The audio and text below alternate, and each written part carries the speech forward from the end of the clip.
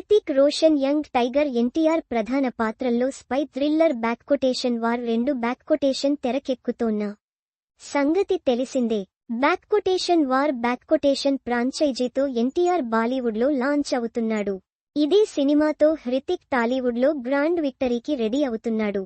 ఇప్పటికే సినిమాపై అంచనాలు పీక్స్లో ఉన్నాయి. ఎలాంటి ప్రచార చిత్రాలు రిలీజ్ కాకుండానే పాన్ ఇండియాలో సంచలన చిత్రంగా మారిపోయింది. టీజర్, ట్రైలర్ రిలీజ్ తర్వాత ఆ విధ్వంసం ఎలా ఉంటుందన్నది ఊహకి కూడా అందదు. హృతిక్ రా agent role, Tarak negative role ఎలా ఉంటుందా అని సర్వత్రా ఆసక్తి నెలకొంది.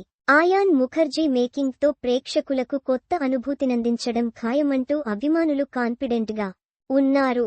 దీంతో ఈ సినిమాకు తెలుగులో పెద్ద ఎత్తున బిజినెస్ అవుతుంది.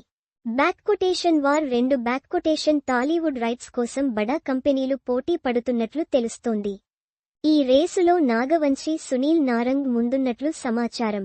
యష్ రాజ్ ఫిలిమ్స్తో 120 కోట్లకు డీల్ క్లోజ్ చేస్తున్నట్లు వినిపిస్తుంది. ఈ రేంజ్ మార్కెట్కు కారణంగా తారక్. ఆర్ఆర్ఆర్ చిత్రంతోనే తారక్ పాన్ ఇండియా స్టార్గా మారాడు.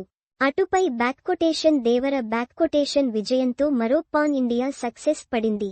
రీజనల్ మార్కెట్ పరంగా తారక్ మార్కెట్ ఆకాశాన్ని తాకుతుంది. ఆ లెక్కలు బేరీజు వేసుకుని 120 కోట్ల డీల్ క్లోజ్ చేయడానికి రెడీగా ఉన్నట్లు తెలుస్తోంది.